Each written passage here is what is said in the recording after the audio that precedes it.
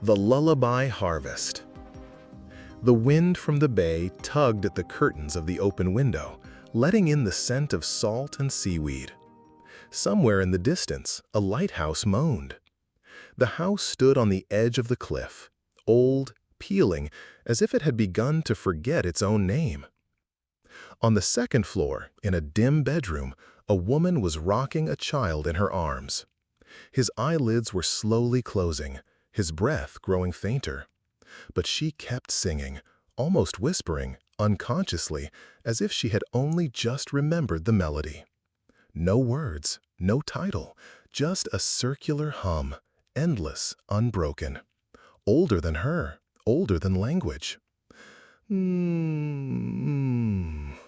Slowly, gently, with a lilting rise and fall, like the shifting of the sea.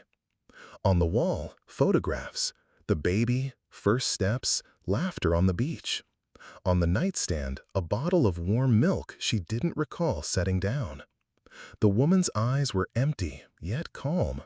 The song seemed to fill her from the inside, not with voice, but with flesh itself. She didn't know where she had learned it, didn't know why she sang, only felt she must. Otherwise, he wouldn't sleep. Not he, she. The kitchen clock struck 3:33. An hour later, the house was silent. The child was gone. No signs of break-in, no sound, only the open window, the gentle sway of the curtain, and a small handprint on the fogged glass. Fingers curled, as if reaching back toward the warmth, as if reconsidering, but it was too late. On the windowsill lay a single scrap of paper, torn from a school notebook. In messy, childlike handwriting, one question. Why did you sing? And below it, a stain. Not ink, a tear. Not a child's, an adult's. And still the hush of a hum, somewhere deep in the house, or inside her. A song without words. Lisa O'Brien sat on the bus, staring out the fogged window where gray landscapes of Newfoundland's northern coast passed in slow motion. Drizzle, grass bent low by the wind, abandoned houses with hollow-eyed windows. Everything looked faded, as if it had endured too much to be just a backdrop. On her lap was a thin case file. Emma R., age 6, disappeared at night. No witnesses. Window opened from the inside. No signs of struggle. She already had 3 such files. Different children, different families, but vanished in the same way. Coincidence, said the police. Family troubles, whispered the neighbors. Only Lisa felt it. Something was off. Too quiet, too familiar. She was met by June, a local child protection officer, a woman in her 50s with anxious eyes and abrupt movements. She got straight to the point. Emma's mother, Caroline, is in shock. She claims she heard a song right before the girl disappeared. A song? Lisa frowned. A lullaby. She says she doesn't know where it came from, that she just started singing, then fell asleep. In the morning, the bed was empty. Lisa felt her stomach tighten. In previous cases, the mothers had also mentioned music, but those details never made it into official reports. Too strange to put in writing. Caroline's house smelled of coffee, exhaustion, and fear. The woman looked pale, as if something inside her had been used up. Her hands trembled. "I don't know why I sang," she whispered as soon as Lisa began to ask questions. "It was like a trance. I felt someone there. Not a threat. Comfort." "Do you remember the melody?" Caroline nodded, and, barely breathing, began to hum. Lisa didn't recognize words. There were none. But something in that melody made her palms sweat. She had heard it before. Somewhere, or sometime. Maybe inside herself. The archive was as old as the system itself. Metal filing cabinets, thick with the smell of dust and time, yellowed lamps, and cardboard folders sorted by year and region. Lisa spent nearly the entire day down there, combing through reports of disappearances that stretched back decades. Most ended in the usual ways: runaways, divorce, neglect. But in a few cases, especially in coastal villages, one detail repeated. The mother sang a lullaby, wordless, for no reason. Lisa marked 6 such cases, the oldest 1974. She flinched when, inside one folder, she found not just a report, but a cassette tape, labeled in fading marker, "Dream Recording, Mary B." She found a player in the adjacent room, buried under old TVs and VHS decks. The machine groaned to life, and after a few seconds of static, breathing could be heard. Then the humming began. That same one. Mm, mm, mm. But something was off. Midway, static. Then a child's voice.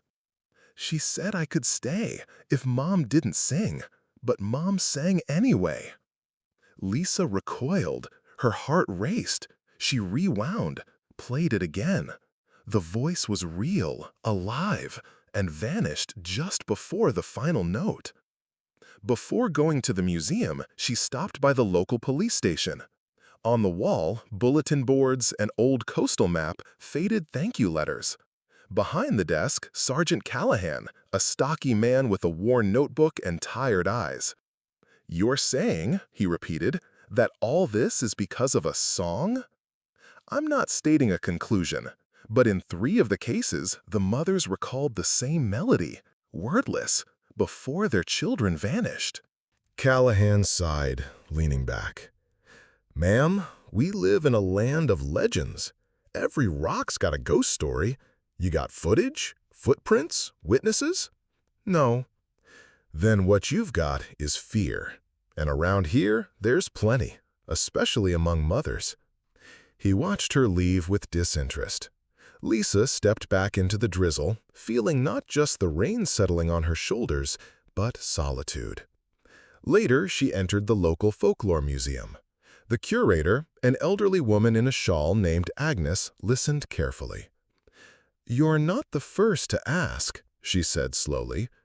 "There's a legend in our archive about a presence that takes by whisper. The mothers summon it themselves, sometimes unknowingly, sometimes by choice. What is it?" Agnes held her gaze for a long moment. "I don't think it's a creature. It's a will, like maternal longing itself. It looks for a voice. It needs a song." "Where does the legend come from?" "There are notes from old whalers. One of them wrote in a journal, 'When the ice cracked near the shore, I heard the captain's wife singing in her sleep. By morning, the child was gone, and in the water, no trace, only a sound like a cradle.'" The entry was dated 1882. Then Agnes added, almost in a whisper, "They say it comes with the tide, when the shoreline vanishes, or on the night when the lake freezes for the first time each year, always at the edge of a change." For the first time, Lisa felt not just fear, but pull, as if something deep inside her whispered, "You could sing too." Jennifer Clark's house stood on the village edge, close to the forest. New roof, freshly painted siding, a neatly trimmed lawn. Everything looked too perfect, like someone trying to erase whatever had happened there. Jennifer opened the door as if she'd been waiting. Her face was calm, but within that calm was something unsettling, like a person who had survived the storm and decided never to look back. "You're not here to ask questions," she said, without inviting Lisa in. "You're here to hear the truth." Lisa nodded. She didn't take out her notebook. This conversation had no place in a report.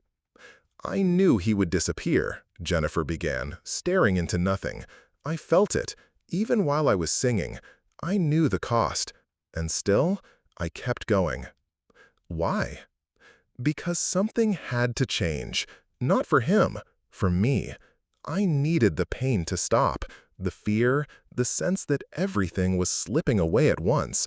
And then, the song came. She led Lisa into the living room. On the wall, diplomas, family photos, a wedding portrait. Jennifer gestured toward the corner where a wheelchair stood. My husband had a brain tumor, inoperable. He was in pain, constant seizures, dying, piece by piece. And then I sang. The next morning, he stood up, just stood up. No explanation, no diagnosis, as if nothing had ever been wrong. And your son? Gone. I didn't scream, didn't call for him, because everything became quieter. Not the house, me, as if something inside switched off, for good. No grief, just silence I could live inside. Would you do it again? I don't want him back, but if I had to choose again, yes, I would. Not because I'm cruel, because it made sense. Everything else was blind helplessness. She looked at Lisa almost gently, almost with pity. You want it too, don't you? Not a child. What comes with one? Weight, presence, even pain. Pain proves you're not empty. You just haven't been offered yet. Lisa left without saying goodbye. On the front step, she noticed a toy car, with one wheel missing. It was clean, almost new, as if someone had just left it there. Lisa awoke in the middle of the night to a sound that wasn't there. Something inside her trembled, not clearly, not consciously, as if something vague was stirring beneath her skin, and the silence wasn't empty anymore. She placed her hands on her stomach, instinctively, like something within her had awakened, or something was missing. In the kitchen, she turned on the light and poured a glass of water. Her hands were shaking. On the table lay the cassette, the one with the girl's voice. Lisa stared at it for a long time, then slipped it into her coat pocket. The next morning, she drove to a nearby town, to the clinic where 7 years earlier she had undergone IVF. It had ended in a miscarriage in the 3rd month. Since then, she'd avoided returning. You knew it probably wouldn't work, the doctor had once said, but you hoped anyway. That's what makes you human. Her old medical records were still in the archives. Lisa flipped through them with mechanical focus, searching not for facts, but for permission to feel. On the last page was her signature: desire to become a mother at any cost. Later, in the parking lot, she pulled out a recorder and, for the first time, tried to hum the melody echoing in her mind. No words, just a tune. Complete, light, as if she wasn't creating it, but retrieving it. And with each note, warmth spread through her. It felt like something inside was thawing, as if a long frozen layer of grief was finally beginning to melt. That evening, she called Agnes, the museum curator. I heard the song, Lisa said, but no one sang it. It was already inside me. Then you're in danger, Agnes replied, or in longing. Sometimes they're the same. What happens if I sang? Tomorrow, you'll wake up with a child in your arms, alive, real. But in someone else's hands, there'll be emptiness. And if I don't? Agnes was silent. Then you'll remain yourself forever. Silence. And within it, a hunger, not for motherhood, for belonging. It rained all day. A thin, steady drizzle, like the sky was too tired to stay silent, but too weary to shout. Lisa returned to the village with something shapeless swelling inside her, longing, or a decision. She ignored her phone, didn't eat, just listened. To herself, to the silence, to the song that now lived in her like an organ. That evening, she went to the sea again. Same place, by the old pier. A stone stood nearby, carved with words, "For those who are gone but not forgotten." She hadn't noticed it before, but it had been there for a long time. She sat by the water's edge. A gust of wind carried the familiar hum, not hers, not another's, returned. And then a voice, female, neither mother's nor child's, something in between, deep, familiar, like something you might have heard in the womb. "Everything you want is possible," the voice said.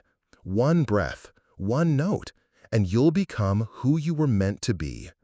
In front of her rose not an image, but a feeling.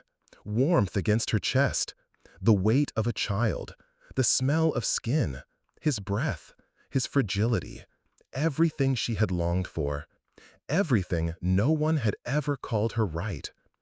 "Who must I replace?" she asked. No answer, only the song. And again, the girl from the beach, standing barefoot at the shoreline, soaked, silent, watching. Beside her, a mother who wasn't real, a woman who looked like Lisa, but with a different past. Lisa stood, closed her eyes, and sang. Just one note. And in that instant, somewhere far off, in the dark, a cry rang out. Not a child's, a mother's, raw, unnatural, as if her breath had been torn from her. Lisa froze, her throat dried. She saw the girl again. She took one step back, left a footprint in the sand. Just one. No second followed. Lisa's lips trembled as she whispered, "I will not be the mother of someone else's emptiness." The song broke. The air thickened. The sea fell still, and the girl vanished. Not into the air, into memory. That night, Lisa returned home, removed the cassette, placed it in a box, locked it away. And then she cried, not for the child, for herself, for the fact that she had managed not to choose. The next morning, Lisa walked into the child welfare office. Behind the desk sat June, flipping through papers. She looked up and gave a polite nod. "Can I help you?" "It's me," Lisa said. "Lisa O'Brien." "I'm sorry?" Lisa stepped closer. "We worked together. Emma R.'s disappearance, Caroline's case, Jennifer Clark's file." June gave her a puzzled look, then turned to the filing cabinet. "We have no such cases. Are you sure you're in the right place?" Lisa said nothing. At the police station, no one recognized her. Her name wasn't in the clinic's system. And in the restroom mirror at the bus terminal, her own reflection looked unfamiliar, not strange, erased. As if the price of refusal was simple. You didn't sing, so you don't belong. 3 weeks had passed. The Newfoundland coastline had slowly crusted with frost. The sea grew quieter, grayer, like it was still listening but had stopped singing. The disappearances had stopped. At the child welfare office, no new cases, no distress calls. Just a lingering pause no one dared to call an end. Lisa had returned to work, but privately, no longer part of the system. She visited families she had once supported. Many didn't remember her. Some didn't recognize her at all. Sometimes she simply stood at a gate, watching children play in the yard, and only then understood. In this world, she no longer existed. She lived again in her small room overlooking the bay, where each morning a thin mist now rose over the water. Out on the horizon, something still moved, not ships, not birds, but like the echo of something once summoned. On her shelf stood a box with the cassette. The same one. Locked, but not discarded. She hadn't brought herself to throw it away, not out of fear, out of memory. It was like a scar. It didn't hurt, but reminded her that something had once been torn open. One evening, on her way home, she heard a little girl humming to herself on the street. The melody was similar, but not the same, just a child's game. Lisa paused, listened, and walked on. The house smelled of dust and dried flowers. Lisa brewed tea, sat in her chair, and stared out the window. Inside, nothing sang, only silence. But this silence was different. Not empty, not threatening, just hers. As if there was no longer a foreign voice inside her, no anticipation, no craving, no fear of being hollow. On the table lay a postcard, no envelope, no name. On it, a child's drawing, clumsy and bright. A heart, a sun, a woman with her eyes closed. Lisa flipped it over. On the back, a single line. You remained silence, and so you remained yourself. She set the card beside her cup and closed her eyes. For the first time, not waiting for something to speak inside, she simply was.